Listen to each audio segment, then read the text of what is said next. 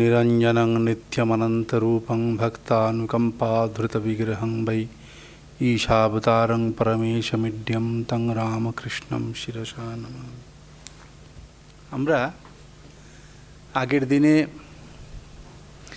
এই বেদান্ত সারের যেটা মঙ্গল শ্লোক, মঙ্গলাচরণ কি ইত্যাদি সমস্তই আগে আলোচনা করা হয়েছে, কিন্তু বেদান্ত সারের যে মঙ্গলাচরণ পদ্য শ্লোকটা, সেটার ব্যাখ্যা আজকে আমরা শুনব। তো বেদান্ত সারকার মঙ্গলাচরণ করেছেন অখণ্ডং সচ্চিদানন্দম অবাং মনসগোচরম আত্মানম অখিলাধারম আশ্রয়ভীষ্ট সিদ্ধে, এইটা মঙ্গলাচরণ করেছেন। তো ওখানে যেখানে আমরা শেষ করেছিলাম যে মঙ্গলাচরণ তো কোনো ইষ্ট দেবতার নমস্কার আদি হয়, তা এখানে তো কোনো নমঃ এই শব্দ এখানে নেই, নমস্কার করছি এরম কিছু নেই। আশ্রয়ে একটা ক্রিয়াপদ আছে, তার মানে হচ্ছে আশ্রয় করা। নমস্কার করছি, প্রণাম করছি, এই সমস্ত কিছু নেই। অন্যান্য শাস্ত্র গ্রন্থে আমরা এরকম দেখব যে কোনো নমস্কার করছি এই ধরনের থাকে, কখনো কোনো মঙ্গলবাচক শব্দও থাকে, তো এর নমস্কার আদি থাকে। তো এখানে তো এসব নেই, নমস্কার নেই, তাহলে কি করে মঙ্গল বুঝবো? আশ্রয়ের কথাটা আছে, এটা এক নম্বর। আর দ্বিতীয়ত শিব, কৃষ্ণ ইত্যাদি বিভিন্ন দেবতার স্তুতি থাকে। অদ্বৈত সিদ্ধির মতো গ্রন্থ, সেখানেও যে প্রথমে মঙ্গলাচরণ করেছেন সেখানেও সেই কৃষ্ণের বন্দনা আছে। এইখানে তো কোনো মানে সেরকম কিছু তো বলা হলো না, কোনো দেবতার কথা বলা হলো না। তো এখানে টিকাকাররা ব্যাখ্যা করেছেন কেউ কেউ যে আত্মানম আশ্রয়ে, আত্মানম মানে পরমাত্মাকে আশ্রয় করি, পরমাত্মা হলেন ঈশ্বর। তো সেই ঈশ্বরকে বন্দনা হয়েছে। এটা ঈশ্বর পরকও ব্যাখ্যা করা যাবে, বেদান্তের মতে যে ঈশ্বর, সেই ঈশ্বর পরক এই ব্যাখ্যা হতে পারে। আর সেটাকেই আরেক রকমভাবে বিদ্বান মনোরঞ্জিনী যে টিকা, সেই টিকা যিনি করেছেন তিনি আবার বলেছেন যে এই আত্মা, এই যে দেবতাদের বন্দনার করার কথা হয়েছে, তো দেবতা আগের দিনে বলেছিলাম যে অভীষ্ট দেবতা, বিভিন্ন শাস্ত্র ব্যাখ্যা করতে গেলে সেই শাস্ত্রের যিনি অধিষ্ঠাত্রী দেবতা, সেই অধিষ্ঠাত্রী দেবতার স্তুতি করা হয়, তাই না? তো এখানে উনি বলেছেন যে এখানে টিকাকার এক জায়গায় বলেছেন যদ্যপি গ্রন্থকরণাদি কার্যারম্ভে গণেশ সরস্বত্যাদি দেবতা ভেদস্য বিঘ্ন বিঘাত বিদ্যাস্ফূর্তি প্রদত্তেন প্রসিদ্ধস্য অনুসন্ধাनं কুর্वन्ति शिष्टाः तथापि एषौ ह्येव सर्वे देवाः इति श्रुतेः आत्मन एव सर्वदेवतात्मकत्वावगमात् आत्मानुसंधाने सति सर्वदेवतानुसंधानं संभवति इति मन्यते ग्रंथकार। এর মানে কি, তাৎপর্য কি না? এর তাৎপর্য বলেছেন যে যদিও গ্রন্থের আরম্ভে গণেশ, সরস্বতী ইত্যাদি বিভিন্ন দেবতার স্তুতি করা হয় ওই বিঘ্ন ধ্বংসের জন্য, এবং যে শাস্ত্র গ্রন্থকার লিখতে যাচ্ছেন সেই শাস্ত্র লিখতে গিয়ে সেই তো স্ফুরণ হতে হবে, তো কথাগুলো ঠিকঠাক লিখতে হবে, সেই স্ফূর্তির জন্য সব মঙ্গলাচরণ করেন। কিন্তু এখানে মানে সেই দেবতার অনুসন্ধান হয়, কিন্তু এই একটা শ্রুতি বচন আছে। শ্রুতি তো সব থেকে বড় প্রমাণ আমাদের কাছে। তো বলেছেন আত্মন এব সর্বদেবতাত্মকত্বাবগমাৎ, আত্মাই সমস্ত দেবতা আত্মক। কেন? এসৌ হিয়েব সর্বে দেবা, বৃহদারণ্যক উপনিষদ থেকে তুলেছ, এই আত্মাই সমস্ত দেবতা। আসলে তো এটা একই কথা যে আসলে এই যে ভিন্ন দেবতার যে রূপ আমরা চিন্তা করে থাকি, আসলে তো অদ্বৈত বেদান্ত মতে তো একই আত্মা, সেই আত্মাই তো বিভিন্ন রূপে প্রকাশিত, তাই না? অনেক রকমভাবে ব্যাখ্যা করে, ওই জন্যে একবিজ্ঞানের দ্বারা সর্ববিজ্ঞানের কথা বলা হয়েছে, যে আত্মা যদি জানা যায়, আত্মাকে জানা যায়, তাহলে সবাইকেই জানা যায়, এই কথা বলেছেন। বৃহদারণ্যক উপনিষদেই আছে যে আত্মনি কালবরে দৃষ্টে শ্রুতে মতে বিজ্ঞাতে সর্বমিদম বিজ্ঞাতম ভবতি, সব কিছুই বিজ্ঞাত হয়। তো আসলে আত্মাই সমস্ত কি, ওটা তাৎপর্য তা নয়, মানে আত্মাকে জানলে পরে সবই জানা যায়। সেরকম আত্মাই তো সমস্ত দেবতা হয়েছেন, সমস্ত দেবতা আত্মক। কাজে আত্মার অনুসন্ধান করলে সমস্ত দেবতার অনুসন্ধানই হবে, এইভাবে বলেছেন। তো যাই হোক, সেই শ্লোকটার অর্থটা কি, সেই অর্থটা আমরা চিন্তা করছি। প্রথমেই বলেছেন অখণ্ডং সচ্চিদানন্দম। তা বলা হয়েছে যে তিনি অখণ্ড। তার মানে কি, খণ্ড মানে ভেদ, এই অর্থ একটা ধরতে পারি।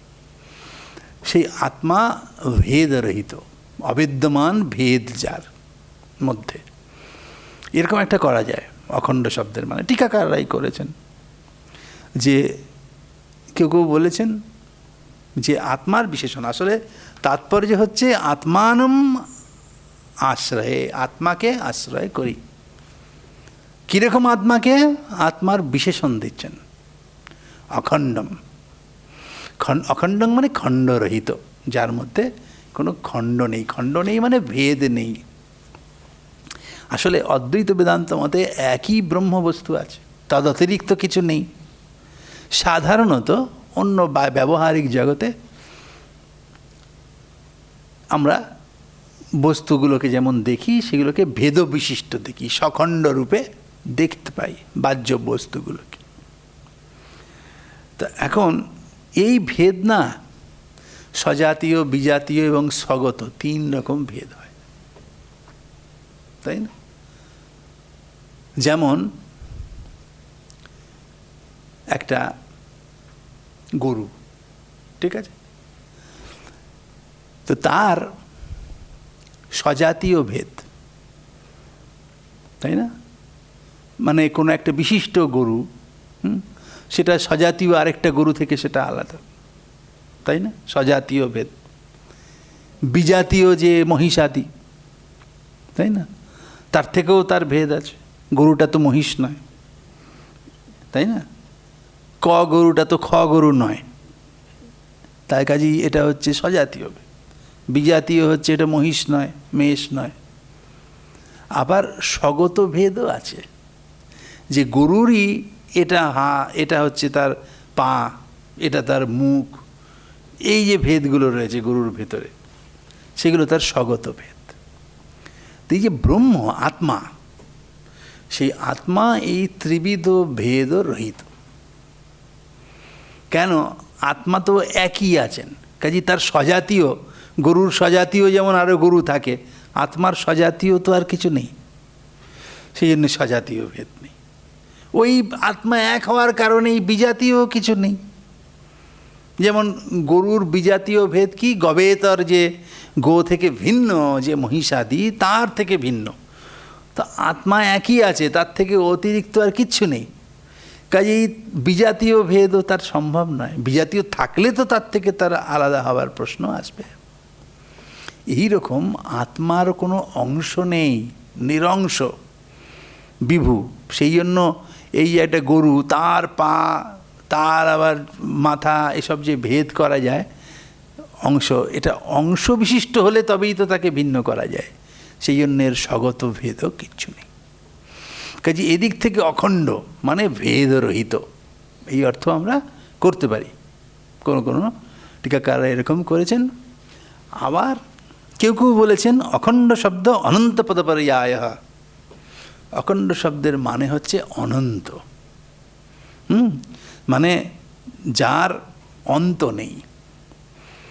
তা এই যে আমরা সমস্ত দেশ কাল ইত্যাদি যা বস্তু বিশেষকে দেখি, সেগুলো হচ্ছে শান্ত, সেগুলোর অন্ত আছে। কিন্তু আত্মা অন্তহীন। তো কাজেই সেই জন্য তাকে অখণ্ড বলা হয়েছে, যে অখণ্ড শব্দের একটা মানে হচ্ছে অনন্ত, ঠিক আছে? তো এই রকম যে অখণ্ড, সেই আত্মা, আত্মার একটা বিশেষণ দিলেন, সেটা হচ্ছে অখণ্ড। অখণ্ডম দ্বিতীয়া বিভক্তি দিয়েছেন, আত্মানম আশ্রয়ে। কীরকম আত্মাকে? অখণ্ড আত্মাকে। আর কি বিশেষণ বলছেন? সচ্চিদানন্দম। যিনি সৎ বটে, চিত বটে এবং আনন্দ স্বরূপ বটে। সৎ, চিত এবং আনন্দ, এটা এক ধরনের কর্মধারা। ঠিক আছে, যে তিনি সৎ, চিত এবং আনন্দ, তিনটি। এই কথাগুলো কেন বললেন? যে কোনো একটা বললেই হতো, তিনি সৎ, চিত, এগুলো কেন বললেন? তিনি সৎ স্বরূপ। সৎ মানে তিনি বিদ্যমান, তিনি আছেন, এই কথা বললেন। কেন এই কথা বললেন? তিনি সৎস্বরূপ। তা এখন কেউ কেউ ভাবতে পারে যে সেই আত্মা বলে কিছু আছে। আসলে এই শাস্ত্রগ্রন্থগুলো লেখা হয় কেন? এই শাস্ত্রগুলো কিন্তু বিচার শাস্ত্র, তাই না? বিচার করতে গেলেই একটা পূর্বপক্ষ থাকে। প্রত্যেকটা শাস্ত্র তার প্রতিপাদ্য অর্থ বলে, বিশেষ করে দর্শন বলেছি না, যে এই আত্মার স্বরূপ, মুক্তি, এগুলো নিয়ে বিভিন্ন দার্শনিকের বিভিন্ন রকম মত আছে। তো প্রত্যেক দার্শনিকই কী করেছেন? শুধু নিজের মতটা বলে ক্ষান্ত হবে না। নিজের মতটা বললেও সেটা নিয়ে তো অন্যরা সেটা মানবে না, সেটা নিয়ে তর্ক করবে, সেটাতে দোষ দেখাবে, তাই না? তা আমি যদি কোনো একটা দর্শনের প্রচার করতে চাই, তাহলে অন্যরা যা বলছে সেগুলো যে ঠিক নয় সেটাও বলার দায়িত্বটা আমার পড়ে, তাই না? নাহলে সবাই তো, আমি যদি আমার মতটা বলে যাই আর অন্যরা যদি আমার মতগুলোকে খণ্ডন করে দেয়, তাহলে আমার কাছে আসবে কেন? সবাই বলবে যে ইনি তো যা বলছেন ও তো ঠিক নয়, অন্যরা বুঝিয়েছে। এবং উনিও তো তার কোনো প্রতিবাদ করছেন না। প্রতিবাদ না করলেই মনে হয় যে তাহলে ওইটাই ঠিক, অন্যরা যা বলছে ওনার মতগুলো ঠিক নয়। সেই জন্যেই অন্যের মতকে খণ্ডন করতে হয়, ঠিক আছে? তো সেই জন্যে অন্যরা আসলে ওইগুলোকে মাথায় রেখে, তবে আমাদের এই খণ্ডনগুলো না সবসময় এই আমাদের বাহ্য জগতের ঝগড়ার জায়গায় কিন্তু গিয়ে পৌঁছয় না। এটা বুদ্ধির ব্যাপার, হ্যাঁ, বাইরের মারামারির থেকে একটু আলাদা। সেই জন্য অনেক সময়ই না নাম না করে বলা হয়, যে এরকম যদি কেউ বলে, আসলে কেউ বলেছে এটা কিন্তু ঠিক নয়, এই নাম না করেও বলে। অনেক সময় কখনো কখনো নাম করেছেন, তো অনেক সময় আকারে ইঙ্গিতে সমস্ত বোঝানো হয়, বিভিন্ন ইঙ্গিতে। তা এখন এই আত্মা বলে কিছু নেই বলে কোনো কোনো দার্শনিক বলেন। আপনারা তো বলেছি আমি প্রথমে ভূমিকার, চার্বাক রায় দেহাতিরিক্ত আত্মা বলে কিছু বলে না। এই বেদান্তসার গ্রন্থেতেই শেষের দিকে এই সব পূর্বপক্ষীদের মত কিছু কিছু উপন্যস্ত আছে। কেউ কেউ এই শরীরকেই আত্মা বলেছেন চার্বাকদের মধ্যে, কেউ ইন্দ্রিয়কে আত্মা বলেছেন, কেউ মনকে আত্মা বলেছেন, এই সমস্ত আছে। আবার বৌদ্ধদের মতে আত্মা বলে কিছু নিত্য নেই।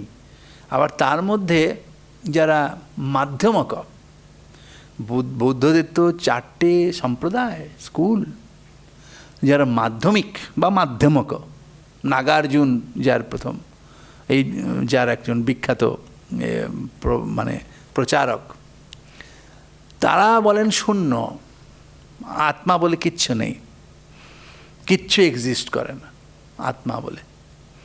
তো ওই সমস্ত কথা মাথায় রেখে বলছে না, সৎ মানে তিনি আত্মা বলে কিছু একটা আছে বলে, ঠিকই আছে। ওরা বলবেন অখণ্ডম বলেছ, তো কিন্তু তিনি সৎ নন, নেই, কিছু নেই। তা এখন বলছেন মানে অখণ্ড হলেও সেটা মিথ্যা, আত্মা বলে কিছু নেই, অনৃত, মিথ্যা। এরকম যদি কেউ বলেন মানে সবই শূন্য, তো তাহলে তো মানে শূন্যবাদী ওরা, বৌদ্ধ মাধ্যমিকরা, তো তার সঙ্গে আর অদ্বৈত বেদান্তের ফারাক থাকবে কি, তাই না? সেই জন্য বললেন না, সৎ, তিনি সৎস্বরূপ। কেন? আরও সমস্যা আছে। আত্মা হচ্ছেন সৎ, এটা বলে দিচ্ছেন এই কারণে, অদ্বৈত বেদান্তি কি প্রতিপাদন করেন যে এই যে ব্রহ্ম, সেই ব্রহ্মই একমাত্র আছে, সেই ব্রহ্মতেই সমস্ত জগৎটা অধ্যস্ত। বুঝতে পেরেছেন? যে একটা রজ্জু, একটা দড়ি, সেটাকে আপনি সাপ বলে ভ্রম করছেন, তাই না? তো এই যে ভ্রম করলেন, সর্প তো আসলে নয় ওটা, কিন্তু আপনি সর্প বলে ভাবলেন। কাকে ভাবলেন? দড়িটাকে ভাবলেন। তার মানে এই যে ভ্রম হলো, ভ্রমটা তো এক ধরনের আরোপ, মনে মনে আপনি যেটা যা নয় সেটাকে তাই বলে ভাবছেন, এটা হচ্ছে আরোপ। কিন্তু ওই রজ্জুটা সর্প নয় ঠিকই, মানে আপনি সর্প বলে তাকে ভাবছেন, কিন্তু সর্প না হলেও কিছু তো একটা বটে, তাই না? কিছুই নেই, এমনি এমনি সর্পের ভ্রম তো হবে না, মানে ফাঁকা জায়গা, কোনো রজ্জু টজ্জু কিচ্ছু নেই, শূন্য, কিচ্ছু নেই। শূন্য স্থানে তো আর কখনো রজ্জু মানে সর্প বলে ভ্রম হবে না, তাই না?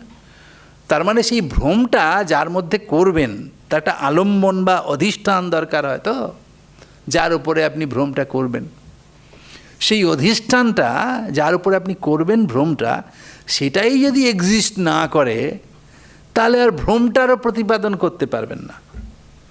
সেই জন্যে এই যে জগৎ, যে জগতের যে অধ্যাস হয়েছে, তার অধিষ্ঠান যে তাকে সৎ হতে হবে, তাকে এক্সিস্ট করতে হবে। কাজেই ব্রহ্মকে যদি শূন্য বলে দিই, ব্রহ্ম বলে কিছু মানে সেটা কোনো এক্সিস্টই করে না, শূন্য বলি, তাহলে এই যে অদ্বৈত বেদান্তীরা ব্যাখ্যা দেন ব্রহ্মে জগৎ অধ্যস্ত, এই অধ্যাসকে ব্যাখ্যা করতে পারবেন না, তাই না? তো সেই জন্যই বিশেষণগুলো উল্লেখ করছেন আর কি, প্রথম যে তিনি সৎ, তিনি এক্সিস্ট করছেন সৎ। এবং কি বলছে, আচ্ছা ঠিক আছে, সৎ না হয় হলো, কিন্তু সেটা জড়, ব্রহ্ম জড়, এরকম যদি ভ্রম হয় কারো, ঠিক আছে, এরকম কেউ ভাবেন পূর্বপক্ষীরা, যে তার কোনো এ নেই, মানে চৈতন্য স্বভাব সেটা নয়, সে নয়, সেই যেটা সেটাও যাতে আশঙ্কা না করেন, সেই জন্যে বলছেন চিৎ, যিনি চিৎ স্বরূপ, জ্ঞান স্বরূপ, এই কথা বলা হয়েছে। যে চিৎ মানে এখানে হচ্ছে জ্ঞান, কাজী তিনি হচ্ছেন কীরকম জ্ঞান, সব প্রকাশ চৈতন্য স্বরূপ। এই যে ব্রহ্ম, তিনি চৈতন্য স্বরূপ, নিজে প্রকাশিত, এবং চৈতন্য এই যে ব্রহ্ম, তিনি তো একই, তিনি চৈতন্য স্বরূপ, জ্ঞানস্বরূপ। তার প্রকাশ কীভাবে হবে? নিজেই নিজের প্রকাশক, তিনি সব প্রকাশক, নিজেই নিজের প্রকাশক। তার আবার প্রকাশক নেই, কারণ তার আবার প্রকাশক কেউ সত্যিই বাস্তবে হয় না অদ্বৈত বেদান্ত মতে।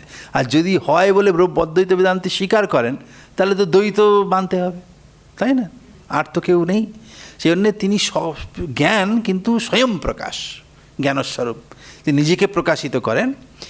এবং ব্যবহারিক দশায় বলে অন্যকেও প্রকাশিত করেন, বলে আরে অন্য কেউ একজন আছে নাকি, তাহলেও আবার দ্বৈত বলছে না, ব্যবহারিক জগতে যে অন্য বস্তু প্রকাশিত হয়, সেও আত্মা প্রকাশ স্বরূপ বলেই তো সব প্রকাশ যে আত্মা চৈতন্য স্বরূপ, সেই চৈতন্য স্বরূপ যে আত্মা, তাতে অধ্যস্ত যে জগৎ, সেই জগৎটাকেও প্রকাশিত হতে দেখি, চৈতন্য স্বরূপ আমরা দেখি। কেন না, যার মধ্যে অধিষ্ঠান, যাতে যে অধিষ্ঠান, সেই অধিষ্ঠানের ধর্মগুলো হতে দাঁড়ায়, তাই না?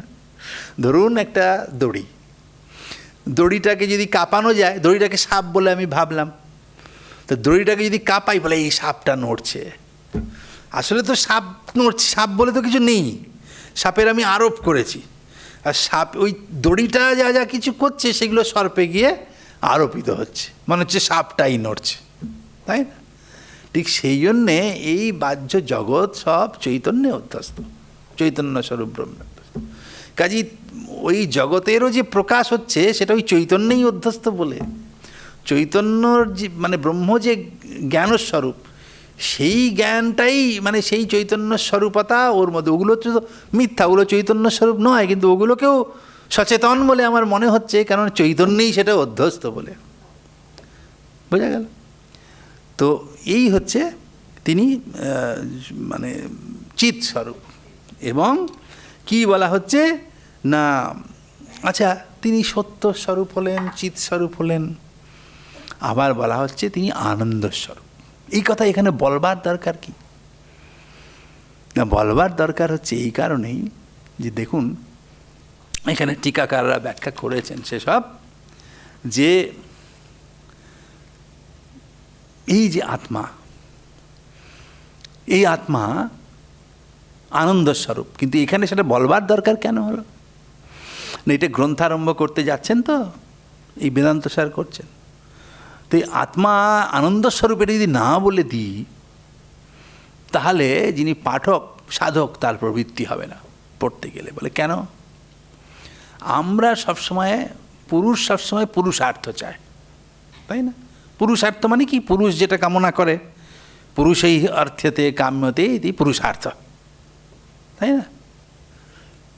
অর্থ মানে পুরুষানাম অর্থ, পুরুষার্থ অর্থ মানে যেটা অর্থন করা হয়, যেটাকে চাওয়া হয়, সেটাই অর্থ। তো এখন যারা প্রেক্ষাবান বিবেকী, তারা কোনটা ইচ্ছা করেন? যেটা থেকে তার কিছু লাভ হবে, তাই না? তো যেটার থেকে আমার কোনো লাভ হবে না, সেটা আমি কেন, আমার সেটা নিয়ে নেবার আমার দরকার কি? সেটা চাওয়ার আমার দরকার কি? আমরা সাধারণত কি চাই? কোনটাকে চাই? যেটা থেকে আমার সুখ হবে, সোজা কথা, তাই না?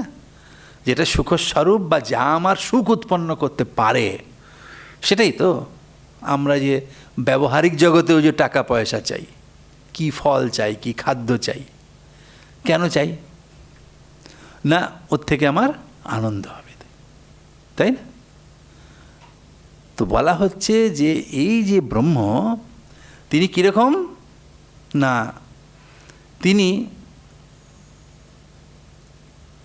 সুখস্বরূপ। এটাই বলেছেন যে এই যে ব্রহ্ম, তিনি হচ্ছেন সুখস্বরূপ।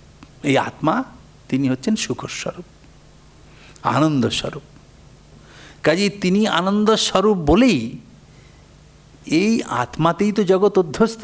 জগতের আর যা কিছু বস্তুকে আপনি আনন্দকর বলে দেখছেন, ওগুলো আসলে ব্রহ্মানন্দই সেই আনন্দ। ব্রহ্মানন্দকে আপনি ব্রহ্মানন্দ রূপে বুঝতে পারছেন না, সেইটাই ওই যে বললাম, যেটা অধিষ্ঠান, তার যা ধর্মগুলো, সেগুলো যেগুলো অধ্যস্ত, তাতে গিয়ে বর্তায়, উপচরিত হয়, তাই না? আমাদের যে একটা কিছু লাভ করলে যে আনন্দ হয়, সে আনন্দস্বরূপ কেন? কেন আনন্দ হয় না? আসলে ব্রহ্ম তো আনন্দস্বরূপ। আমি কে? আমি তো অজ্ঞানবশত আমাকে অমুক তমুক বলে ভাবছি না। আসলে আমি ব্রহ্মস্বরূপ। কাজে স্বরূপত আমার একটা আনন্দ আছে, ব্রহ্মস্বরূপ। সেই আনন্দটাই এইভাবে প্রকাশিত হচ্ছে, যে পুত্রাদি হলে যে আনন্দ, কোনো কিছুর প্রাপ্তি যে আনন্দ, সেই আনন্দটা, ওই আনন্দটাই এইভাবে প্রকাশিত হচ্ছে। এবং এইগুলো তো পরমানন্দ নয়। মানে এই যে আনন্দকে আমরা ভাবি, এগুলো তো মানে সেই মূল যে শুদ্ধ আনন্দ, সেই আনন্দটা তো আর আমরা এইভাবে সেটাকে দেখি মাত্র। কাজেই তিনি আনন্দস্বরূপ। কাজেই সেই ব্রহ্ম সাক্ষাৎকার হলে পরে আমাদের যে পরম আনন্দ লাভ হবে। ওই জন্য বলেছেন পরমানন্দা প্রাপ্তি। তবে আনন্দের প্রাপ্তি ঠিক যেটা আমাদের নেই, সেটাকে প্রাপ্তি তা বলে না। আমরা আনন্দস্বরূপই আছি, স্বরূপতই আনন্দ আছি। কিন্তু ওই উদাহরণ দিয়েছেন কণ্ঠহারাদির মতো, সে আমরা যে আনন্দস্বরূপ সেটা ভুলে গেছি আমরা। তো যাই হোক, এই ব্রহ্ম হচ্ছেন আনন্দস্বরূপ, এটা যদি না বলেন, তাহলে লোকের কেন এই ব্রহ্মতত্ত্ব জানতে, আত্মতত্ত্ব জানতে কেন প্রবৃত্তি হবে? তো সেই জন্যে এই আনন্দস্বরূপ এই কথা বলা হলো। তো এখানে একটা কথা আছে, যে কেউ কেউ এই প্রসঙ্গে একটু বলে রাখা ভালো। তো বলছেন যে এখানে এই যে ব্রহ্মকে আনন্দস্বরূপ বলা হলো, এটার অনেক শ্রুতি আছে। আনন্দ ব্রহ্মেতি ব্যজানাৎ, এই সমস্ত সব আছে। এখানে না অনেক রকম সব কথা আছে। যারা নৈয়ায়িক, তারা বলেন যে এই যে আত্মা কখনো, ওরা তো অনেক সব কথা বলেন। ওরা বলেন যে এই যে আনন্দ কখনোই মানে এটা কাম্য নয় মুক্তির ক্ষেত্রে। ওরা বলেন আনন্দ মানে দুঃখের নিবৃত্তি। দুঃখ না থাকলে, মানে যখন কোনো আর দুঃখ থাকবে না, সেই দুঃখের অভাবটাকেই আমরা আনন্দ বলে ভাবি। যেমন গায়ে একটা ফোড়া হলো, ফোড়াটা যেই সেরে গেল, আপনার তো নতুন কিছু এক্সট্রা লাভ হলো না, কিন্তু আপনার আনন্দ বলছেন আপনি। তোরা দুঃখাভাবকে আনন্দ বলেছেন, এটা এক নম্বর। অদ্বৈত বেদান্তি সেটা স্বীকার করে না, তারা আনন্দ আলাদা বলেন। দুঃখাভাব নয়। আর একটা, ওরা আত্মাকে আনন্দবান বলেন, ঈশ্বরকে ওরা আনন্দ বিশিষ্ট বলেন, আনন্দ স্বরূপ বলেন না। কিন্তু অদ্বৈত বেদান্তি আত্মাকে আনন্দ স্বরূপ বলেন। এই নিয়ে অনেক কিছু তর্ক আছে। কেন না, ওরা বলেন যে ওই আনন্দং ব্রহ্ম যেসব আছে না, বিজ্ঞানম আনন্দং ব্রহ্ম, তো আনন্দ শব্দটা পুংলিঙ্গ শব্দ, তো আনন্দম হলো কি করে?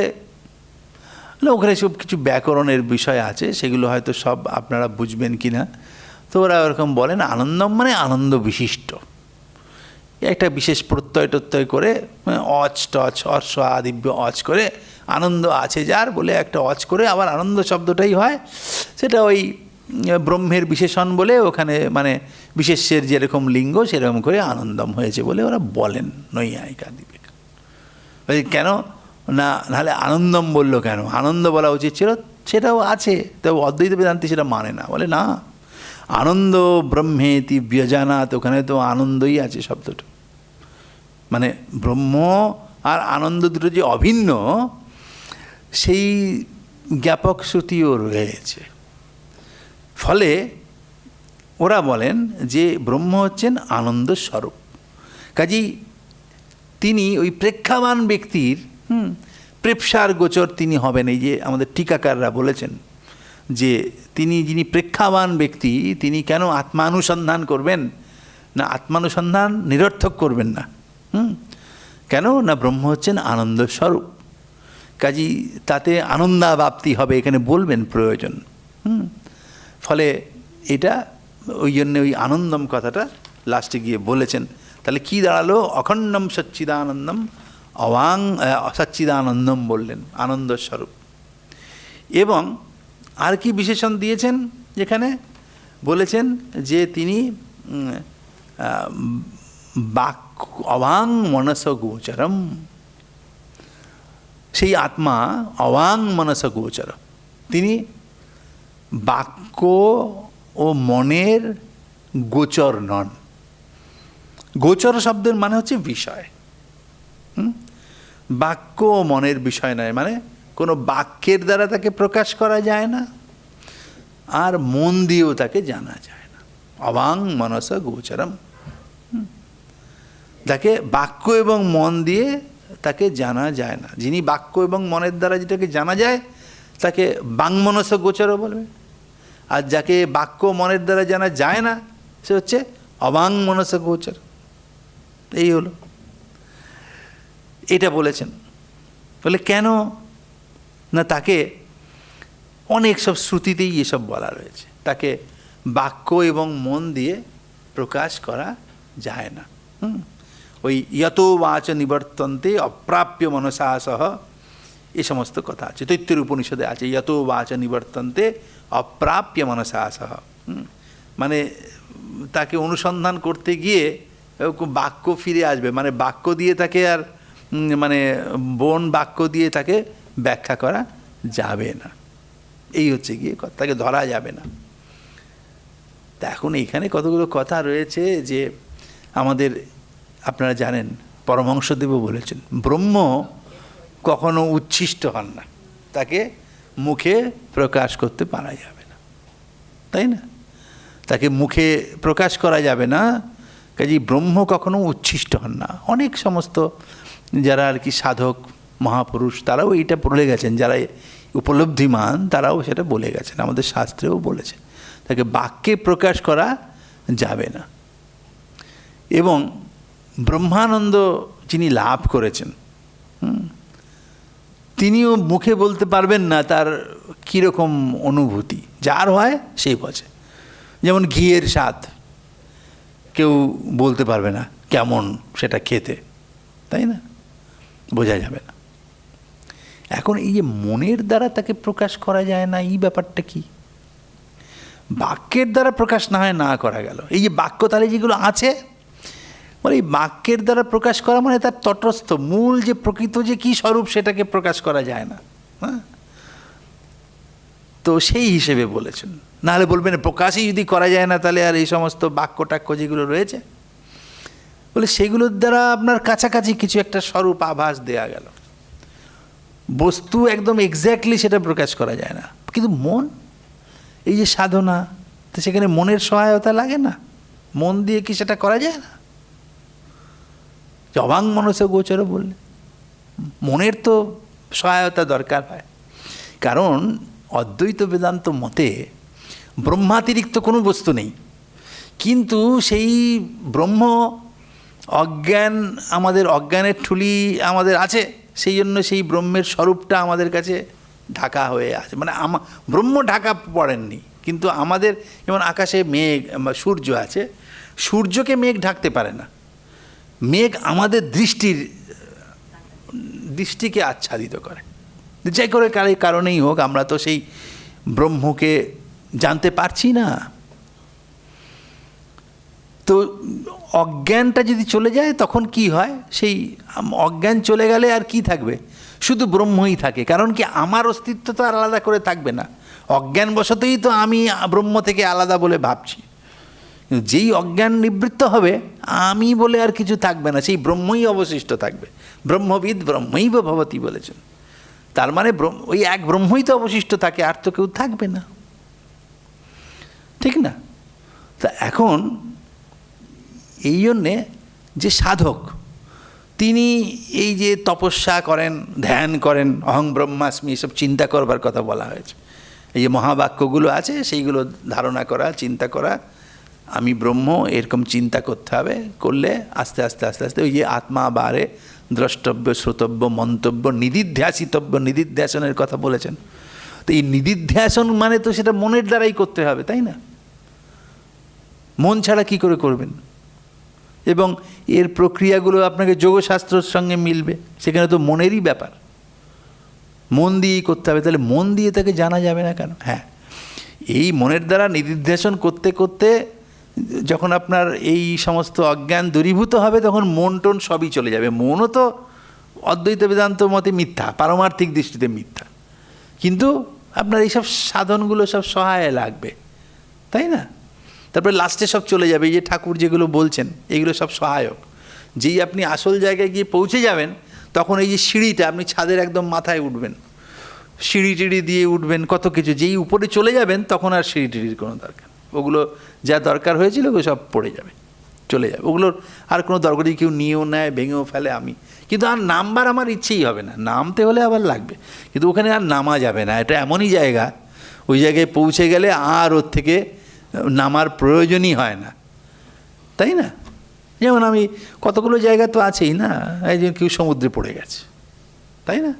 তা আমরাও যেমন সংসার সমুদ্রে পড়ে গেছি, সেরকম সমুদ্রে কেউ পড়ে গেছে, তো সমুদ্রের তাকে উদ্ধার করবার জন্য একটা বড় জাহাজ এসেছে, তো তাকে একটা নৌকোতে প্রথমে তোলা হলো, তারপর নৌকো থেকে একটা মই দিয়ে উপরে তুলবে, তো সেই মই দিয়ে উঠে যাওয়ার পরে সে কি আবার মই দিয়ে সমুদ্রে নামবে?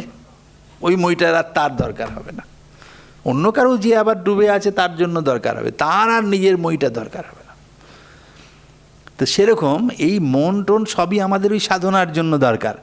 তারপরে যেই এই অজ্ঞানটা চলে যাবে তখন তো আর আমি আলাদা কিছুই থাকে, মনটা দরকার হবে না, কিন্তু সেটা পেতে গেলে তো মনের কার্যকারিতা রইলই, তাই না? তাহলে বললো যে মনের গোচর নয়, এটা কি বললেন ব্যাপারটা? তো সেইখানে একটা কথা আছে যে, এবং দেখবেন উপনিষদে, এই বৃহদারণ্যক উপনিষদেই আছেন, মনসৈ বানুদ্রষ্টব্যং নেহ নানাস্তি কিঞ্চন, মন দিয়েই দেখতে হবে, যে বুঝতে হবে যে এইখানে সংসারে নানা বলে কিছু নেই, আলাদা কিছু নেই, এক ব্রহ্মাতিরিক। এই বললো অবাং মনস গোচর যত বাচ নিবর্তন্তে, এই সাথে বলেছেন একটা জায়গাতে, আবার আরেক জায়গায় বলছেন তিনি মনসেই বানুদ্রষ্টব্য, মানে মনের দ্বারাই জানতে হবে বলেছেন, তাহলে তো তিনি মনের গোচর হয়ে গেলেন। তো আচার্য শঙ্কর ওখানে মনসেই বানুদ্রষ্টব্যম ওখানে ব্যাখ্যা করেছেন, এই প্রসঙ্গ তুলেছেন, তুলে বলেছেন যে না, অবাং মনস গোচর, ওখানে যে মন মানে অসংস্কৃত অশুদ্ধ মনের তিনি গোচর নন, মানে কিন্তু সংস্কৃত মনের দ্বারা এটা জানা যাবে শুদ্ধ মন। তো সেই জন্যে ওই অবাং মনস গোচর মানে অশুদ্ধ মনের অগোচর, এইটাই শুধু বলতে চেয়েছেন, পুরোপুরি নিষেধ করছেন না যে পুরো মনের কোনো কার্যকারিতাই নেই, এইটা ঠিক বলছেন না, ঠিক আছে? তো এই অবাং মনস গোচর সেই আত্মা, আর কি অখিলাধারম বলছেন, তিনি সমস্ত কিছুর আধার।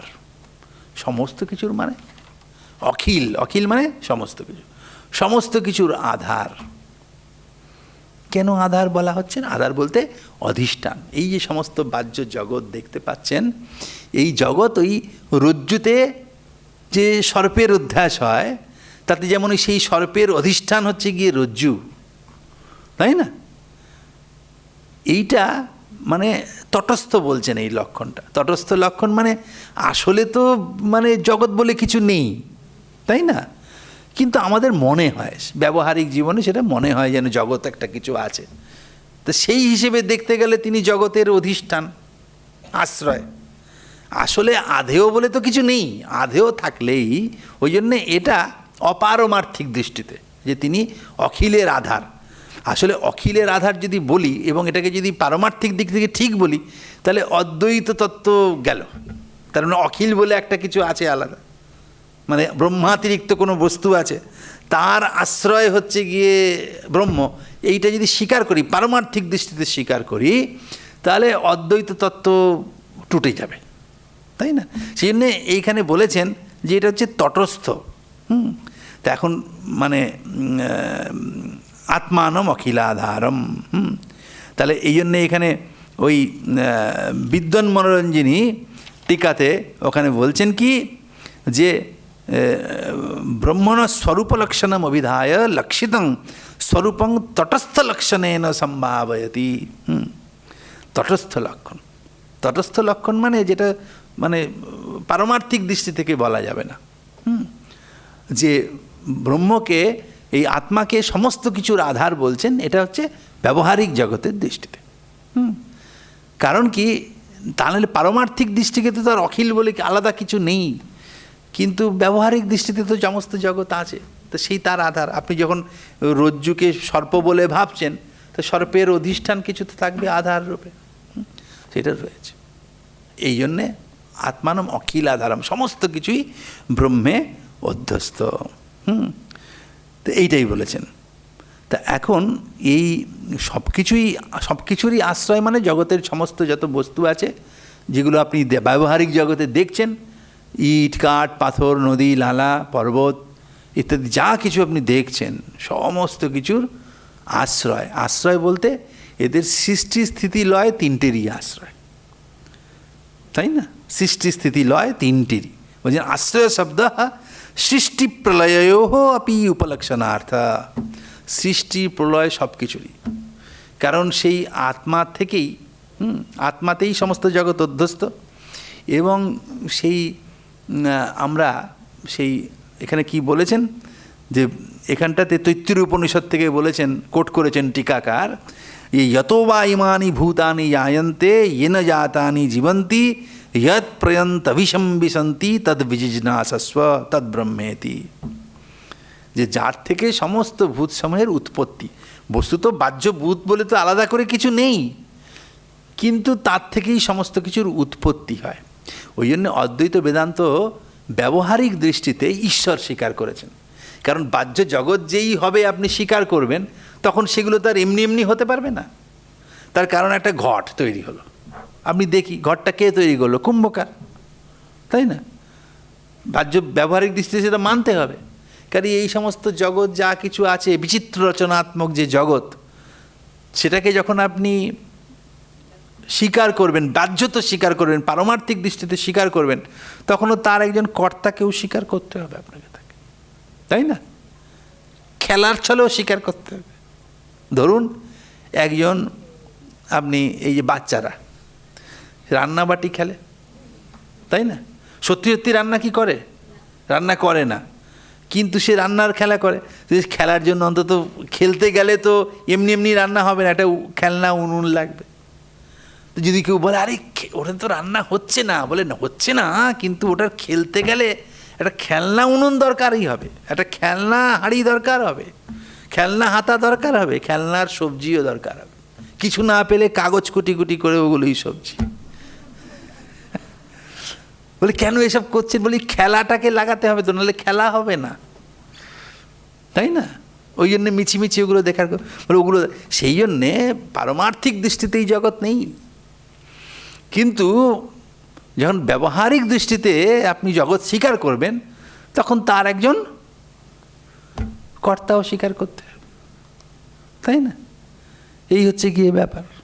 সেই আমরা সব ছোটোবেলাতে দেখতাম যে সব ছেলেরা সবাই কি করে, আমরাও সব খেলেছি, পুজোতে পাঠা বলি হবে, তো একজন এরকম হাত করে দাঁড়িয়ে গেল, সে কালী, একজন পুরোহিত সাজলো, তো পাঠা কে হবে? একজন পাঠা।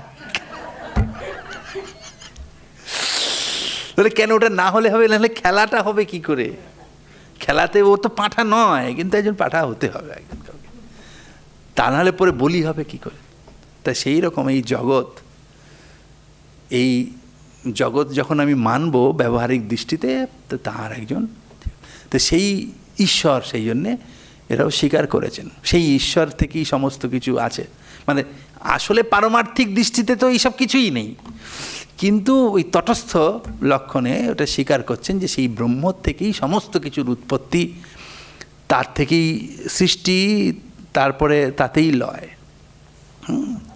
তো বলেছেন যত বা ইমানি ভূচানি জানতে এবং যেন ইয়াতানি জীবন্তী, স্থিতিরও তিনি কারণ, এবং সেই জন্যই আমাদের এতে বলা হয়েছে না, সেই ঈশ্বর তিনি সমস্ত কিছু সৃষ্টি করছেন, পালন করছেন, ধ্বংস করছেন। এই যে ব্রহ্মা, বিষ্ণু, মহেশ্বর, এসব কল্পনা আমরা করেছি পরবর্তীকালে, তাই না? সেই ঈশ্বর, তো সেই ব্রহ্মা, বিষ্ণু, মহেশ্বর, সেই ঈশ্বর, তার থেকেই সমস্ত কিছু, বিভিন্ন দেবতা তার দ্বারাই সব নিযুক্ত, এইসব সব আমরা কল্পনা করেছি। তা এখন তাহলে সমস্ত তাহলে কি দাঁড়ালো? সমস্ত জগতের আধার অধিষ্ঠানের দৃষ্টিতে, মানে অধ্যাস যদি দেখি, সমস্ত জগৎ সেই ব্রহ্মেতেই অধ্যস্ত। সর্প রজ্জুতে, রজ্জুটা যেমন সর্পের আধার, অধ্যস্ত সর্পের আধার হলো অধিষ্ঠান রূপে, এই অধ্যস্ত সমস্ত জগতেরও আধার হচ্ছেন গিয়ে সেই ব্রহ্ম, এই আত্মা, সেই একই। তো সেই অখিল আধার হলেন, এবং শুধু সেই সমস্ত জগতের আধার নন, ওই আমি যদি ওই সৃষ্টি স্থিতি প্রলয়ের দিকটাও দেখি, তাহলেও সেইটাই আমরা পরে দেখব, ঈশ্বরের স্বরূপ দেখব। হ্যাঁ, এই জন্যে অদ্বৈত বেদান্ত ঈশ্বরের স্বরূপ স্বীকার করেছেন, এবং ঈশ্বর তিনি, তার থেকেই সমস্ত জগৎ উৎপন্ন হয়, তিনি সৃষ্টি করেন, তিনি পালন করেন, তিনি ধ্বংস করেন, এইসব স্বীকার করা হয়েছে। তো এখন এই তারপরে বলছেন যে আত্মানম, সে অখিলাধারম আশ্রয়ে করি। তা এখন এখানে বলেছেন যে আত্মানম অখিলাধারম আশ্রয়ে, আমি আশ্রয় করি। তো সেখানে একজন বলেছেন যে আশ্রয়ে মানে কি না, আশ্রয়ে মানে একত্বেন প্রতিপদ্যে, সেই আত্মাকে আমি আশ্রয় করছি, মানে এক বলে জানছি, সেই এক আত্মাই আছে, এর থেকে আর অতিরিক্ত কিছু নেই, এরকম বললেন। আবার অন্য টিকাকার সেটাকে আর একটু স্পষ্ট করে কি বললেন, যে এখানে আশ্রয়ে মানে শাস্ত্রাচার্য প্রসাদাভিব্যক্তম অনুসন্ধাদে, এই আত্মা যা কিনা শাস্ত্র যার স্বরূপ বলেছেন, এবং আচার্য প্রসাদে তার যে স্বরূপটা, আচার্য মানে যিনি শিক্ষক, গুরু, তিনি যেরকমভাবে বলে দিয়েছেন, শাস্ত্র থেকে শুনতে হয়, আচার্যের মুখ থেকে শুনতে হয়, তিনি যেরকমভাবে বলেছেন সেটার অনুসন্ধান, মুখ থেকে শুনলেই তো আমার হবে না, সিদ্ধি হয়ে যাবে না ব্রহ্মজ্ঞান, আমাকে সেটা নিজে অনুভব করবার চেষ্টা করতে হবে, সেই অনুসন্ধান আমি করছি। তো এইটা হচ্ছে আশ্রয় মানে একত্বেন প্রতিপদ্যে। তা এর দ্বারাই মঙ্গলাচরণ হয়ে গেল। কেন না, অভীষ্ট সিদ্ধির জন্য। তা এই যে অভীষ্ট সিদ্ধি, এই অভীষ্ট সিদ্ধিটাকে আমি দুরকমভাবে ব্যাখ্যা করতে পারি। তা এই অভীষ্ট সিদ্ধি, অভীষ্ট কি না, অভীষ্ট সিদ্ধে এইখানে একটা দিক ভাবতে পারেন আপনি, অভীষ্ট মানে কি, গ্রন্থারম্ভে যে মঙ্গলাচরণ করা হয় নির্বিঘ্ন গ্রন্থ পরিসমাপ্তির জন্য। এখন এগুলো অনেক কথা আছে, এই গ্রন্থের মঙ্গলাচরণ শুধু গ্রন্থকার নিজের স্বার্থ সিদ্ধির জন্যই শুধু করেন না, আমার গ্রন্থটা ঠিকঠাক হয়ে যাক সেটাই শুধু চান না, এটাও চান যে এই গ্রন্থটা যারা পড়বে তাদেরও যেন কিছু উপকার হয়। এই জন্যে গ্রন্থের আদিতে মঙ্গল, মধ্যে মঙ্গল, অন্তে মঙ্গল, 3 রকম মঙ্গলাচরণের কথা অনেকেই করেছেন। পতঞ্জলি নিজেই গ্রন্থের আদি মঙ্গল, মধ্যমঙ্গল, অন্তর্মঙ্গল 3 রকম মঙ্গলের কথা বলেছেন। তো এইসব মঙ্গলে শুধু গ্রন্থ পরিসমাপ্তিটাই আসল উদ্দেশ্য নয়, এর দ্বারা যে পড়বে তারও মঙ্গল, তারও যাতে হয়, তার যাতে বিদ্যাটা তার মধ্যে প্রবেশ করে। তা আমাদের অভীষ্ট সিদ্ধি কি? অভীষ্ট একদিক থেকে দেখতে গেলে নির্বিঘ্ন গ্রন্থ পরিসমাপ্তি। তো এই যে আত্মার করলেন, তাহলে এর জন্য এই নির্বিঘ্ন গ্রন্থ পরিসমাপ্তির জন্য দেবতার প্রসাদ দরকার হয়, তাই না? তো সেই জন্যে ওই একজন টিকাকার বলেছেন যে আত্মাই সমস্ত দেবতার স্বরূপ, কাজে আত্মার অনুসন্ধান করলে সমস্ত দেবতারই অনুসন্ধান হয়, ফলে সমস্ত দেবতাই প্রসন্ন হবেন, তাই না? সমস্ত দেবতাই প্রসন্ন হবেন, সব দেবতাই প্রসন্ন হবেন।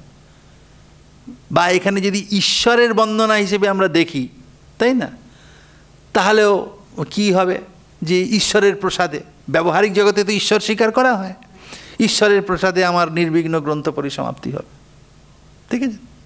এবং তার দ্বারা গ্রন্থের মানে যারা বইটা পড়ছেন, গ্রন্থটা অধ্যয়ন করছেন, তাদেরও কল্যাণ করবেন, সেই ঈশ্বরই হোক বা সেই দেবতারা তাদের কল্যাণ করবেন, এটাতে একটা অর্থ যায়। আবার আরেক দিক থেকে যদি বিচার করেন, সেই আত্মাকে আমি অনুসন্ধান করছি, এক বলে জানছি, তাই না? তো এর দ্বারা কি হবে না, এইভাবে যদি আমরা ভাবতে পারি, আমাদের যারা শাস্ত্র পড়বে তারা যদি এইভাবে ভাবেন, মুখ্য অভীষ্ট তো একটা গ্রন্থ শেষ করা নয়, মুখ্য অভীষ্ট কি? আমার নিজের যে বন্ধন সেটা যাতে টুটে যায়, আমি যাতে এই স্বস্বরূপের উপলব্ধি করতে পারি, সেটা যদি তো আসল অভীষ্ট। এই গ্রন্থ লেখার তাৎপর্য কি? যে এইটা যারা পড়বেন তাদের যাতে অভীষ্ট সিদ্ধি হয়, তাই না? তা কাজেই এই ব্রহ্মের যে স্বরূপ, এই ব্রহ্ম, একে আমি মানে একত্বেন প্রতিপদ্যে মানে একরূপে সেই ব্রহ্মকে জানছি, বা শাস্ত্র বা আচার্য যা বলছেন সেই ব্রহ্মের অনুসন্ধান করছি। তো এই অনুসন্ধানের দ্বারা, এই অনুসন্ধানে যারা পড়বেন তারাও প্রবৃত্ত হবেন, এর দ্বারা তাদেরও সেই আত্মোপলব্ধি হবে, ঠিক আছে না? এই পরম মঙ্গল হবে, অভীষ্ট সিদ্ধি তো হবে এই আত্মার অনুসন্ধান করলে, তাই না? সেদিক থেকেও আমি জিনিসটাকে ব্যাখ্যা করতে পারি। আচ্ছা, এরপরে ইনি তো এইভাবে এটা করলেন, করার পরেই উনি আরেকটা মঙ্গল করেছেন। তা আমাদের শাস্ত্রে বলে যে দেবতার নমস্কার করতে হয়, অভীষ্ট দেবতার নমস্কার, এবং তারপরে দেবতাদের নমস্কার করবার পরে গুরুরও বন্দনা করতে হয়। তা ইনি ওনার নিজের গুরু, তারও বন্দনা করেছেন। সম্ভবত ওনার গুরুর নাম ছিল অদ্বয়ানন্দ। অদ্বয়ানন্দ, অদ্বয় মানে যার দ্বয় মানে দ্বৈত যার নেই, তিনি অদ্বয় এবং তিনি আনন্দস্বরূপ। অদ্বয়শ্চ আনন্দশ্চ অদ্বয়ানন্দ, অদ্বয়শ্চাশু আনন্দশ্চেতি কর্মধারয় অদ্বয়ানন্দ, তাই না? তো তার মানে অদ্বয় মানে যার মধ্যে দ্বৈত বুদ্ধি নেই, তিনি অদ্বয় এবং আনন্দ। তা এখানে বলছেন অর্থতোপদ্বয়ানন্দান অতীত দ্বৈত ভানতঃ গুরুনারাধ্য বেদান্ত সারং বক্ষ্যে যথামতি। বলছেন যে আমি এই অদ্বয়ানন্দ অর্থতোপদ্বয়ানন্দান অতীত দ্বৈত ভানত গুরুন, মানে অহমটা উজ্জ আছে, আমি গুরুন আরাধ্য, গুরুকে আরাধনা করে। তা এখন গুরুন বহুবচন দিলেন কেন? আমাদের সংস্কৃতের নিয়ম আছে গৌরব, কাউকে সম্মান দেওয়া, তার গৌরব প্রকাশ করবার জন্য সবসময় বহুবচন দিয়ে প্রয়োগ করা হয়, যে গুরুন আরাধ্য, গুরুকে আরাধনা করে। তো কোন গুরুকে, কীরকম না, গুরুন আরাধ্য, গুরুকে আরাধনা করে বেদান্ত সারম যথামতি বক্সে। আমাদের এই মঙ্গলাচরণ শ্লোকগুলোতে না মঙ্গলও যেমন করা হয়, তার সঙ্গে বিষয় এই যে কী বিষয়ে আমি বইটা লিখছি সেটারও সূচনা করা হয়, বিষয় সম্বন্ধ অধিকারী প্রয়োজন এগুলোর কথা এখানে বলতে হয়। তার কারণ হচ্ছে কোনো একটা শাস্ত্র, আচ্ছা যাই হোক সেটা আমি বলছি, সেখানে ওই বিষয় সম্বন্ধ অধিকারী প্রয়োজন এইসবের কথাও এখানে ইঙ্গিত আছে। তা যাই হোক, এখন বলছেন যে এর আক্ষরিক অর্থ কি না, আমি মানে গুরুকে আরাধনা করে আমি যথামতি মানে আমার বুদ্ধি অনুসারে এর বিনয় প্রকাশ করেছেন, যেন আমি অনেক কিছু জানি না, যেটুকু জানি সেইভাবে। বেদান্ত সারং, সমস্ত বেদান্তের যে রহস্য সার নির্যাস সেইটা বলছি। তার কারণ হচ্ছে সমস্ত এটা হচ্ছে একটা প্রকরণ গ্রন্থ, সেটা নিয়ে আগের দিনে আলোচনা করব সামনের দিনে, কারণ এখানেই সেগুলো আছে, পরে আমি সব আলোচনা করব। তা এটা হচ্ছে যেটা প্রকরণ গ্রন্থ। প্রকরণ কাকে বলে টলে সেটা পরে বলবো। তা এখানে সমস্ত বেদান্তের সার, আসল তো ব্রহ্মসূত্র, এটা পরে দেখতে পারেন। ব্রহ্মসূত্রের উপরে শাঙ্কর ভাষ্য আছে, অদ্বৈত বেদান্ত যদি করেন, শাঙ্কর ভাষ্যের উপরে আবার ভামতী আছে, অনেক সমস্ত বিশাল জিনিস। এইখানে সব কথাগুলোকে একদম কনডেন্সড ফর্মে এখানে সমস্ত বলেছেন। সমস্ত বেদান্তের যে মূল তত্ত্ব সার সেটাকে এখানেও বলেছেন, সেই জন্যে সারও কথা বলছেন। বেদান্ত সারম বক্সিয়ে মানে বলবো, ঠিক আছে তো, এইটা বলছেন। সমস্ত গুরুকে আরাধনা করে বেদান্ত সার আমি বলছি, মানে গুরুকে আরাধনা করবার পরে, তার মঙ্গলাচরণ করার পরে বলবো। এখন কীরকম গুরুকে না, অর্থতপদ্বয়ানন্দান অতি, বলছেন তার নাম অদ্বয়ানন্দ, এবং সত্যি সত্যি তিনি অদ্বয়ানন্দও বটেন। মানে নামও তো তিনি, নামে তো অদ্বয়ানন্দ, কিন্তু অর্থ তো মানে সার্থকভাবেই তিনি অদ্বয়ানন্দ। অনেক সময় আমাদের নাম আমরা রাখি কি সার্থক নাম রাখি না। কানা ছেলের নাম পদ্মলোচন রাখি, নামটা পদ্মলোচন, কিন্তু তার কানা পদ্মের মতো, পদ্মলোচন মানে কি, পদ্মের মতো লোচন যার, চোখ যার, তো সে যদি কানাই হয় তা তো পদ্মের মতো লোচন তার নয়, তবুও নাম রাখি আমরা, তাই না? এগুলোকে রূঢ় বলি যে এই নামে সে পরিচিত। মানে নামের সঙ্গে ব্যক্তির চরিত্রের মধ্যে কোনো মিল থাকে না, কিন্তু অনেক সময় সার্থক নাম হয়। চোখটা খুব সুন্দর পদ্মের মতো, তার নামও হলো পদ্মলোচন, তখন আমরা বলি কি এটা সার্থক সংজ্ঞা হয়েছে, ঠিকঠাক। তাই এখানে ইনি বলছেন যে ওনার গুরু প্রদত্ত নাম, মানে ওনার গুরুকে ওনার কোনো গুরু নাম দিয়েছেন, মানে ওনার গুরুর গুরু ওনাকে নাম দিয়েছেন। সন্ন্যাস হলে তো একটা নামকরণ হয়, তো অদ্বয়ানন্দ দিয়েছেন। তো উনি বলছেন আমার গুরু যিনি অদ্বয়ানন্দ, তিনি নামও তো, হ্যাঁ নামও তো অদ্বয়ানন্দ তো বটে, কিন্তু অর্থ তো অদ্বয়ানন্দ। বলে কেন না, সত্যিই তাই, কেননা বাস্তবে তিনি অদ্বয়ানন্দ বটে। কেন? অতীত দ্বৈত ভানত, তার দ্বৈত ভান, মানে ভান মানে বুদ্ধি, দ্বৈত বুদ্ধি তার চলে গিয়েছে। মানে তার গুরু যিনি, তিনিও সিদ্ধ, হ্যাঁ, তার মানে তিনিও মানে এই মানে অদ্বয় ব্রহ্ম সাক্ষাৎকার যার হয়েছে, ফলে তার নামকরণটাও অদ্বয়ানন্দ হয়েছে। মানে তিনি স্বস্বরূপাবাপ্তি তার হয়েছে। এখানে বলবেন অজ্ঞান নিবৃত্তি আর স্বস্বরূপানন্দাবাপ্তি, এইটা হচ্ছে বেদান্তের মানে প্রয়োজন, এইটা পাওয়ার জন্যই। তো তার গুরু যিনি, তারও এই সিদ্ধি লাভ হয়েছে।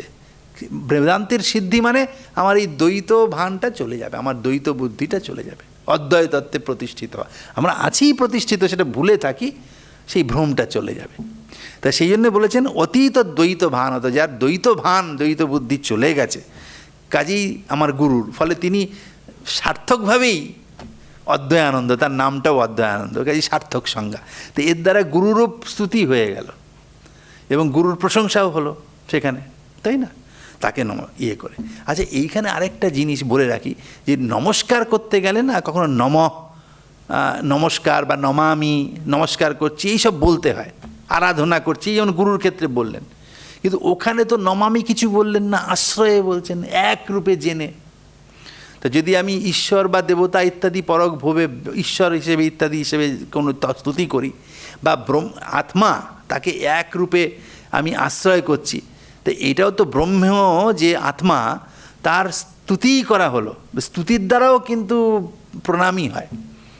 প্রণাম বা নমস্কার কাকে বলে না, কারু সংক্ষেপে সাধারণভাবে যে কারু উৎকর্ষ সূচিত করাটাই হচ্ছে মানে প্রণাম, সোজা কথা। মানে আমার থেকে তিনি উৎকৃষ্ট, সোজা কথায় কারু গুণাবলী কীর্তন করাটাই এক ধরনের প্রণাম। তো সেটা হয়েছে। আর এখানে তো বললেনই আরাধনা করে, তো গুরুকে আরাধনা করতে গেলেন কেন না, এটা আমাদের শিষ্টাচার। আমাদের শ্বেতাশ্বতর উপনিষদে আছে, যস্য দেবে পরাভক্তির যথা দেবে তথা গুরু তস্যৈতে কথিতা হ্যর্থা প্রকাশন্তে মহাত্মনঃ। যে মহাত্মা ব্যক্তি, মানে যে শিষ্যকেই মহাত্মা বলা হচ্ছে, সেই যে মহাত্মা শিষ্য কী করেন, তার দেবে মানে অভীষ্ট দেবতার প্রতি যেমন ভক্তি, এবং গুরুতেও যদি শিখ সেরকম ভক্তি হয়, যেমন অভিষ্ট দেবতার প্রতি তেমন গুরুতেও যদি সেই ভক্তি তার থাকে, তার কাছে সমস্ত অর্থ প্রকাশিত হয়। ওই জন্যে আমাদের সমস্ত বিদ্যাটাই গুরুমুখী বিদ্যা, ব্রহ্মবিদ্যা। শুধু ব্রহ্মবিদ্যা নয়, আমাদের সমস্ত মানে পরাবিদ্যা ছাড়াও অপরাবিদ্যা যত, সবগুলোই গুরুমুখী, সব গুরুমুখী। আমাদের সঙ্গীত শাস্ত্রের ক্ষেত্রে দেখেন না, সেরকম আসলে আমাদের সবগুলোই গুরুমুখী। শিষ্য এবং মানে গুরু, তার মধ্যে যে সম্বন্ধ, এটা আজকাল কি জায়গায় গিয়ে ঠেকেছে কি আর বলবো। বেদান্ত স্যার পড়াতে এসে ওই দিকে আর চর্চা করা যাবে না, কিন্তু কি জায়গায় এসে ঠেকেছে যে আমাদের বলেছেন যে গুরু বা টিচার, তো তার মাধ্যমে যে বিদ্যা আমরা নিচ্ছি, তো এই গুরুকেও যদি ভক্তি না করা হয় তাহলে এই বিদ্যা হয় না। আমাদের ঠাকুরও কিন্তু তাই বলছেন, তাই না, যে গুরু মনুষ্য কোনো দিন গুরু হতে পারে না। যে কোনো গুরুই কিন্তু, অধ্যাত্ম গুরুই বলুন বা বাহ্য যে গুরু, যদি আপনি ভাবেন যে সে আপনার অধ্যাত্ম জ্ঞানী বলুন বা এই অর্থকরী জ্ঞানী বলুন, যিনি আপনাকে পড়াচ্ছেন বা যার কাছ থেকে আপনি দীক্ষা নিয়েছেন, আপনি যদি ভাবেন যে সেগুলো আসলে ঈশ্বরেরই তারা প্রতিভূ, ঈশ্বরই সমস্ত কিছু জানেন, সর্বজ্ঞ ঈশ্বর, আর কেউ না। ফলে আপনি অর্থকরী বিদ্যাই বলুন আর এই অধ্যাত্মবিদ্যাই বলুন, ঠিক ঠিক যে বলতে পারেন ঈশ্বরই পারেন। কাজেই যিনি ওই মন্ত্র দীক্ষা দেন, তারও যেমন অভিমান থাকে, না থাকা উচিত নয়, থাকে না যে আমি সব শেখাচ্ছি, আমি দিচ্ছি, আসলে তার মধ্য দিয়ে ঈশ্বরই দেন। সেরকম এই যে শিক্ষক যারা হন, তারাও যদি মনে করেন আমি অনেক কিছু পড়েছি, শিখেছি, আমি লোককে শেখাবো, এই ভানটা থাকলে পরে না ভালো শেখানো যায় না। কিন্তু যদি ভাবা যায় যে ওগুলো আমার গুরু পরম্পরা, ঈশ্বর যদি নাও মানেন যে আমি আমার টিচার বা ওদের কাছ থেকে যা শিখেছি সেটা পড়াচ্ছি, আমার নিজের কিছু না, বা যদি আরও ভালোভাবে যে এইগুলো ঈশ্বরই আমাকে দিয়ে বলাচ্ছেন, তাহলে দেখবেন তার কাছে ছাত্ররা ভালো শিখতে পারে। কারণ যেই আমি কিছু বলছি অহংকার আসবে, সেগুলো হয় না। তো সেই জন্যে এক করে দেখতে বলেছেন। এই জন্য আমাদের এই সমস্ত প্রাচীন ইয়েতে এই গুরু ভক্তির কথা বলা হয়েছে। হ্যাঁ, গুরু কিন্তু কখনো ভাববেন না টিচার যে আমি বিশাল কিছু, ছাত্র বা শিষ্য সেটা ভাববে, তাহলে তার বিদ্যা গ্রহণ ঠিক হবে। মানে জন্য বলছেন যস্য দেবে পরাভক্তি যথা দেবে তথা গুরু তস্যৈতে নিখিলা ইহর্তা প্রকাশন্তে মহাত্মা, তস্যৈতে কথিতা ইহর্তা প্রকাশন্তে, তার কাছেই সমস্ত বিদ্যা প্রকাশিত হয়। সেই জন্যে গুরু ভক্তির কথা এখানে বললেন। বলার পরে তো এই যে বলেছি যে এখানে কী নিয়ে আলোচনা করব সেটা বলতে হয়, সেটা প্রথম দিনও বলেছি, নাহলে আমার এখানে লোকের প্রবৃত্তি হবে কেন, এটা পড়তে আসবে কেন লোকে। তো সেই জন্য এখানে বলছেন সমস্ত বেদান্তের সার আমি এখানটায় বলবো, অদ্বৈত বেদান্তের সার। এটা অদ্বৈত বেদান্তের কথা বলেননি, কিন্তু আগে যা সব বর্ণনা দিয়েছেন তার দ্বারা বুঝতে হবে এটা অদ্বৈত বেদান্তই, তাই না? কারণ এটা সব সম্প্রদায় অদ্বৈত বেদান্ত ভাবে, বেদান্ত মানে অদ্বৈত বেদান্তই। আবার বিশিষ্টাদ্বৈত বেদান্ত বলে কিছু তো অদ্বৈত বেদান্তীরা স্বীকার করবে না। কাজেই অনেকে বললেন স্যার বেদান্ত সারম, অদ্বৈত বেদান্ত সারম বললেন না কেন? বলে বেদান্ত বলতে তো অদ্বৈত বেদান্তীরা অদ্বৈত বেদান্তকেই বুঝবে, অন্য কিছু বেদান্ত তো নেই, কাজে অদ্বৈত কথা বলবেন কেন? আর অদ্বৈত বেদান্তের কথা যে বলছেন, এই মঙ্গলাচরণ তারপরে এই গুরুর ইয়েতে দ্বারাই বোঝাই যাচ্ছে যে এই বেদান্ত মানে অদ্বৈত বেদান্ত। তো তার সার, কাজেই এইখানের বস্তু, এখানে প্রতিপাদ্য বিষয় হচ্ছে অদ্বৈত বেদান্ত তত্ত্ব। তাহলে অধিকারী কারা? যারা এটা পড়তে চায়। তার মানেই সার বলছি, তার মানে যারা অনেক এটা অলরেডি পড়ে গিয়ে বিশদ জানতে চায় তারা অধিকারী নয়, যারা বেদান্তে প্রবেশ করতে চাইছে তারাই পড়বে। কারণ সারটা নির্যাসটা কারা পড়ে? যারা প্রাথমিক প্রবেশার্থী, তারাই এখানে অধিকারী। প্রয়োজন ওইটাই, বেদান্তের তত্ত্বজ্ঞান হবে, তাই না? আর গ্রন্থটা সেই তত্ত্বকে প্রতিপাদন করে, সেই জন্যে প্রতিপাদক ভাব সম্বন্ধ। কাজেই এইটাই হচ্ছে গিয়ে কথা। আর আরও অধিকারী যে এখানে ওই অদ্বৈত বেদান্ত তত্ত্ব যারা জানতে চায় তারাও সেদিক থেকেও আমি বিচার করতে পারবো। আবার যারা এই অদ্বৈত মানে তত্ত্বে প্রতিষ্ঠিত হতে চায়, মানে এই মানে সেই সচ্চিদানন্দ কে লাভ করতে চায়, তারাও এটা পড়বে, তাদেরও তো উপকারে লাগবে। তো তারাও হচ্ছে এখানে অধিকারী। তাহলে বিষয় সম্বন্ধ অধিকারী প্রয়োজন, এইগুলো সব গ্রন্থের আগে গ্রন্থকাররা বলেন। কেন বলেন না? এই গ্রন্থটা কারা মানে এটা পড়ে যারা যে অধিকারী তারা সেটা পড়বেন। আমাদের কুমারিল ভট্ট বলেছেন মানে এই শাস্ত্রের আদিতে সিদ্ধার্থম সিদ্ধ সম্বন্ধম শ্রুতুং শ্রোতা প্রবর্ততে শাস্ত্রাদৌ তেন বক্তব্য সম্বন্ধ প্রয়োজন। যে সব ব্যক্তিরা আগে মানে এই বইটা কি, এই বইয়ে পড়ে আমার কি লাভ, সেইটা আগে সবাই জানতে চাই, মানে শাস্ত্রকাররা আগে তাই বলবেন। আসলে এখন উপরের বেদান্ত সার বলে ছেপে আমরা প্রকাশ করি, কিন্তু তখনকার সময় সব পুঁথিতে লেখা হতো। তো ওই প্রত্যেক বইটা আপনার অনেক বই আছে পুঁথি, আপনার সব বই তো সব কিছুতে আপনার ইন্টারেস্ট নেই, কোনটা আপনার প্রয়োজন, সেই জন্য প্রথমটা আর কি উল্টে দেখতে হয় এটা কী সম্বন্ধে বই। ওই মঙ্গলাচরণ বা প্রথম শ্লোক দেখেই বোঝা যায় এটা এই সম্বন্ধের বই। তা আমার যদি এটা ইন্টারেস্ট থাকে আমি পড়বো না, ওই প্রথমে উল্লেখ করতে হতো। এখন ওইটা অতটা থাকে না, কারণ এই সমস্ত প্রিন্টের পেছনে আমার একটা দিয়ে দেয়, লিটারেচার দিয়ে দেয়, বোঝা গেল না? তো এই হচ্ছে গিয়ে ব্যাপার। তো এইভাবে উনি মঙ্গলাচরণটা করলেন, করে মোটামুটি বললেন যে বেদান্ত সারটাই আমি এখানে বলবো। কিন্তু সমস্ত বেদান্ত, যে এই বেদান্তেরও একটা মানে বেদান্ত পাঠে, হ্যাঁ, শুধু বেদান্ত সার নয়, বেদান্ত পাঠে কারা অধিকারী, বেদান্তের কি প্রয়োজন, বেদান্ত শাস্ত্রের মানে শুধু বেদান্ত শাস্ত্র, সেইটা আবার আলাদা করে গ্রন্থকার পরে বলবেন। সেগুলো আমরা পরের ইয়েতে সেগুলো আলোচনা করব। আজকে আমাদের আলোচনা এখানেই শেষ হলো। ওম স্থাপকায় চ ধর্মস্য সর্বধর্মস্বরূপিণে অবতার বরিষ্ঠায় রামকৃষ্ণায় তে নমঃ।